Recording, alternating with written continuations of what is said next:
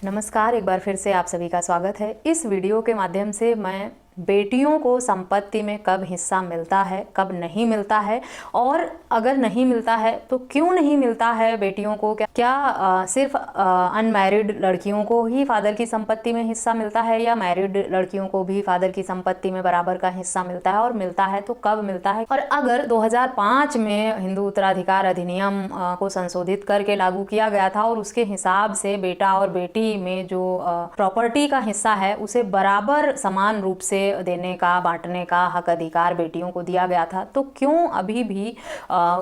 उत्तर प्रदेश में बेटियों को प्रॉपर्टी में हिस्सा नहीं मिल पाता है। इस वीडियो के माध्यम से डिटेल में मैं आपको बताऊंगी। कुछ लोगों का ये भी सवाल था कि 2005 से पहले अगर किसी का बंटवारा हो गया है, या किसी ने प्रॉपर्टी अपने नाम ट्रांसफ़र कर ली है, विल हो गई है, या किसी के फादर की डेथ हो गई है, या 2005 से पहले किसी महिला की शादी हो गई थी, तो क्या उसे भी ये कानून आने के बाद ही बेटियों को हक मिलेगा। 5 की पहले की जो भी प्रॉपर्टी हैं या जिन बेटियों की शादी हो गई है वो भी बाद में हिस्सा मांग सकती हैं शादी के बाद प्रॉपर्टी में अपने भाइयों से या अपने फादर से। तो इस वीडियो के माध्यम से आप लोगों के द्वारा पूछे गए इन्हीं सब सवालों का मैं डिटेल में आप लोगों को आंसर करूंगी। तो पूरी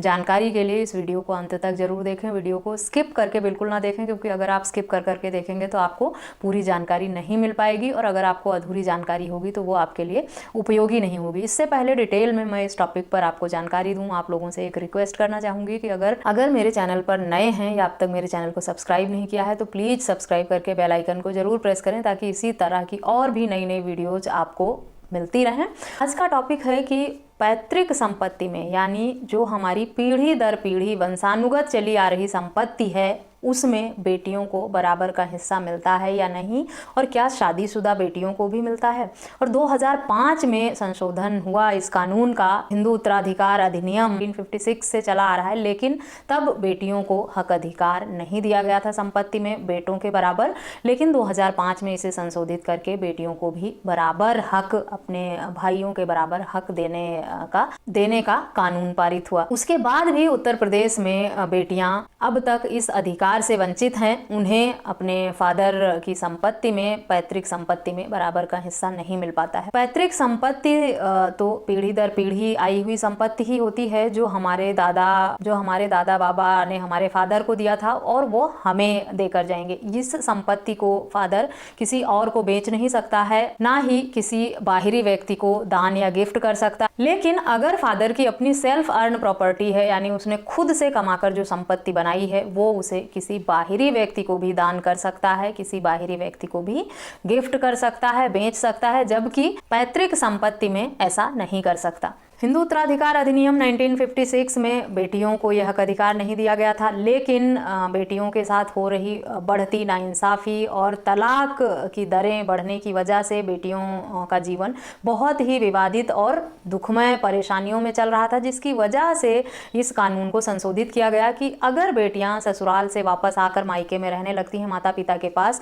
तो और दूसरी शादी नहीं करती हैं, तो उनके पास क्या विकल्प बचता है, वो कहाँ जाएंगी। उनके पास तो रहने का घर भी नहीं होगा, ना उन्हें प्रॉपर्टी में कोई हिस्सा मिलेगा। प्रॉपर्टी तलाक ले लिया किसी लड़की ने अगर, तो ज़्यादा से ज़्यादा उसको उसके पति से मेंटेनेंस मिलता है, बहुत ही कम अमाउंट में मिलता है, और वो तब तक मिलता है जब तक वो दूसरी शादी नहीं कर लेती या उसका पति जीवित है। अगर वो भी नहीं रहता है तो बेटी कहाँ जाएगी, या उसने दूसरी शादी कर ली या नहीं की, किसी भी विपरीत परिस्थिति में अगर लड़की को ससुराल से हक अधिकार नहीं मिलते हैं, खो जाते हैं, तो फिर बेटी कहाँ जाएगी, उसका कौन सहारा है। माँ बाप भी नहीं रहते हैं अगर ओल्ड एज में आके, तो भाई भाभी लोग बेटियों को सहारा नहीं देते, ना ही उनके साथ किसी भी तरह की सहानुभूति होती है। ऐसे में बेटियों की लाइफ जो है वो बहुत ही परेशानियों में बीतती है। इसलिए उन्हें बेटों के बराबर समान हक अधिकार दिया गया पैतृक संपत्ति में भी, ताकि उनके जीवन को भी आसान बनाया जा सके। अगर ससुराल से वो वापस भी आ जाती हैं तो कम से कम उनके पास अपनी पेरेंटल प्रॉपर्टी का हक अधिकार तो बना रहेगा, जिससे उनकी अपनी आगे की जिंदगी सही से बीत पाएगी। लेकिन उत्तर प्रदेश में इस कानून में अभी भी भेदभाव रखा गया है कि जैसा कि हर स्टेट का अपना एक लॉ होता है, तो उत्तर प्रदेश में भी उत्तर प्रदेश राजस्व संहिता से अभी ये कानून चला आ रहा है। 2005 में जो संशोधन हुआ उसे पूर्ण रूप से लागू नहीं किया गया है। बेटियों को रहने में, निवास स्थान में हक मिल जाता है, दुकान है, मकान है, उसमें हक मिल जाता है, लेकिन एग्रीकल्चर लैंड में, कृषक भूमि में उन्हें हिस्सा नहीं दिया जाता है अभी भी उत्तर प्रदेश में। उत्तर प्रदेश राजस्व संहिता के सेक्शन 108 में जो उत्तराधिकारियों का वर्णन किया गया है कि सबसे पहला, दूसरा और तीसरा उत्तराधिकारी कौन होगा, उस हिसाब से ही उत्तराधिकारी को हक अधिकार दिए जाते हैं। उसमें सबसे पहले नंबर पर किसी व्यक्ति की मृत्यु होने पे उसकी विधवा, उसका पुत्र या उसकी पुत्र वधू, अगर वो विधवा है और उसके बच्चे हैं तो उसको। दूसरे नंबर पर उस व्यक्ति के माता पिता हैं और तीसरे नंबर पर जाकर विवाहित बेटियों को हिस्सा मिलने का हक अधिकार दिया गया, प्राप्त है। यानी अगर उस मृत व्यक्ति का कोई उत्तराधिकारी में बेटा नहीं है, विधवा नहीं है और बेटे से भी बहू विधवा या उसके कोई पुत्र पुत्री नहीं है, फिर दूसरे नंबर पर उसके माता पिता को मिलेगा। अगर माता पिता भी नहीं हैं, हक अधिकार लेने के लिए जीवित नहीं है, तब जाकर विवाहित बेटी को अपने फादर की प्रॉपर्टी में हिस्सा मिल पाता है। जबकि 2005 में संशोधित अधिनियम के हिसाब से सभी प्रॉपर्टी में समान हिस्सा बेटियों को भी मिलना चाहिए, लेकिन उत्तर प्रदेश में ये सिर्फ इसीलिए पूर्ण रूप से लागू नहीं है। उसे निवास स्थान में जगह मिल जाती है, यानी घर में हिस्सा ले सकती है, कोई दुकान है उसमें हिस्सा ले सकती है, लेकिन एग्रीकल्चर लैंड जो है, कृषि भूमि जो है, उसमें हिस्सा तभी ले पाएगी जब पहले वारिस और दूसरे वारिस जो हैं उस वर्ग के लोग अगर नहीं होंगे अपना हक अधिकार लेने के लिए, तब बेटी जो विवाहित है उसे हक अधिकार दिया जाएगा। लेकिन अगर लड़की अनमैरिड है तो उसके फादर की डेथ के बाद उसके भाइयों के साथ ही उसे बराबर प्रॉपर्टी में हिस्सा मिल जाता है। सिर्फ मैरिड लड़की को ही हिस्सा पाने के लिए तीसरे वर्ग में शामिल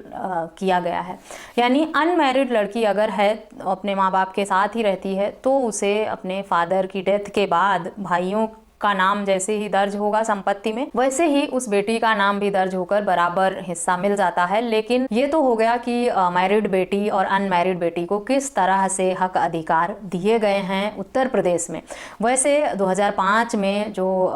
संशोधित कानून है उसके हिसाब से सभी संपत्ति में बेटियों को समान हक मिलना चाहिए, लेकिन उत्तर प्रदेश राजस्व संहिता का जो वर्णन इसमें मैंने स्पेशली किया है, क्योंकि कुछ लोगों ने इस टॉपिक पर सवाल किया था कि उत्तर प्रदेश में बेटियों को हिस्सा नहीं मिलता है, तो क्यों नहीं मिलता है संपत्ति में, और किस तरह की संपत्ति में मिलता है और कब मिलता है, कब नहीं मिलता है, वो मैंने इस वीडियो में सबसे पहले आप लोगों को बता दिया है। अब आता है कि बाकी बेटियों के लिए, तो बाकी सभी बेटियों को समान हक अधिकार दिया गया है 2005 में संशोधन होने के बाद, कि सभी बेटी को अपने मैरिड अनमैरिड सबको बराबर संपत्ति में हक अधिकार दिया गया है। अब सवाल ये था दूसरा लोगों का कि अगर 2005 से पहले ही किसी बेटी की शादी हो गई है, यानी ये संशोधन होने से पहले ही किसी लड़की की अगर शादी हो गई है और वो अपने फादर मदर से संपत्ति में हिस्सा लेना चाहती है, तो क्या उसे मिल सकता है अपने पेरेंटल प्रॉपर्टी में हिस्सा या नहीं। 2016 में आए गए एक जजमेंट के हिसाब से विवाहित बेटियों को इससे वंचित रखा गया था कि अगर 2005 से पहले ही किसी पेरेंट्स की डेथ हो गई है या किसी बेटी की शादी हो गई है और प्रॉपर्टी उनके भाइयों ने अपने नाम पर ट्रांसफर करा लिया है, बंटवारा हो गया है, चाहे मौखिक हो गया है या लिखित बंटवारा हुआ है, तो बेटी को हिस्सा नहीं मिलेगा। लेकिन 2018 में सुप्रीम कोर्ट का एक जजमेंट आया धनम्मा वर्सेस अमर के नाम से, जिसमें सुप्रीम कोर्ट ने ये साफ साफ कहा कि बेटी को भी अपने फादर मदर की संपत्ति में बराबर का हिस्सा मिलेगा, वो विवाहित है या अविवाहित है, चाहे 2005 के पहले भी उनकी शादी हो चुकी है, उनके फादर मदर की डेथ हो गई है,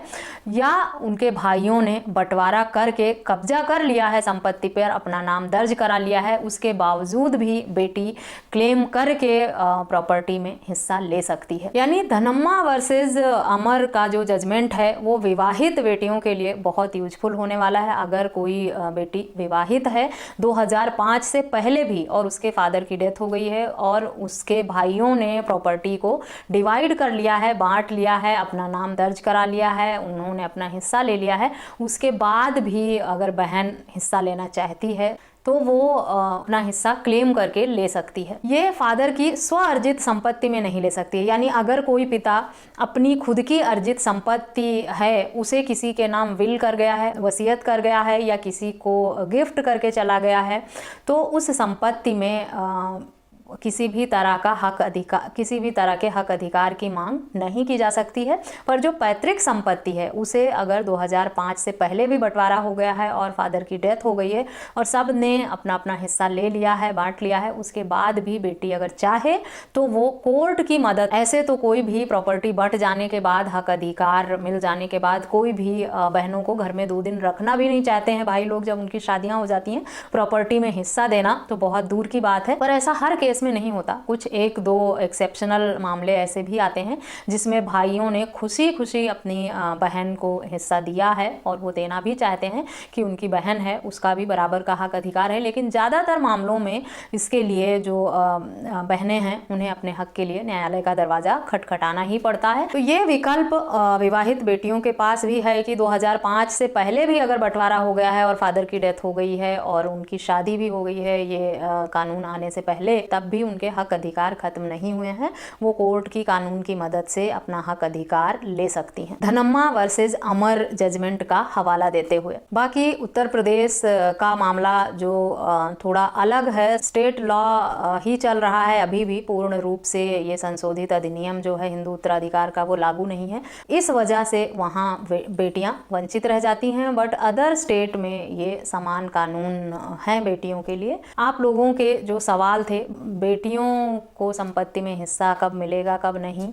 मैंने कोशिश की है इस वीडियो के माध्यम से आपके उन सवालों को कवर करने की। अगर इस वीडियो को देखने के बाद आपके मन में कुछ सवाल आते हैं तो आप मुझे कमेंट करके पूछ सकते हैं, या किसी अन्य टॉपिक पर भी अगर आप जानकारी चाहते हैं तो भी मुझे कमेंट करके ज़रूर बताएं, ताकि मैं आपकी हेल्प के लिए और भी नए नए टॉपिक्स पर वीडियो बना सकूं। अगर मुझसे फ़ोन पर बात करना चाहते हैं तो मैंने अपना व्हाट्सएप नंबर इस वीडियो में दिया हुआ है और वीडियो के डिस्क्रिप्शन बॉक्स में दे दूँगी, जहाँ से लेकर आप मुझसे संपर्क कर सकते हैं, व्हाट्सएप पे बात कर सकते हैं। इस वीडियो में बस इतना ही। आशा करती हूँ ये जानकारी आपके लिए यूजफुल होगी। मिलते हैं नेक्स्ट वीडियो में, तब तक के लिए थैंक यू एंड बाय।